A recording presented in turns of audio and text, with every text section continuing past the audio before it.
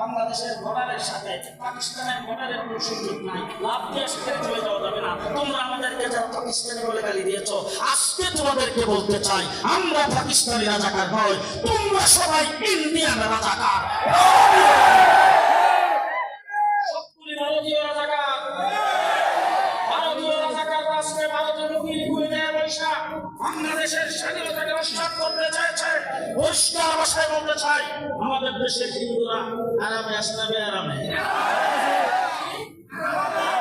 Challenge করে বলতে পারি। আমি বলছি জায়গা মতন জাতিসংঘকে বলবো, আজকে আপনারা তদারকি করেন, যদি আমার একজন মুসলমান ভারতে কোন একজন হিন্দুর গায়ে যদি একটা আঘাত করত, তাইলে আজকে ভারতের মুসলমানদের অবস্থা কি হলো?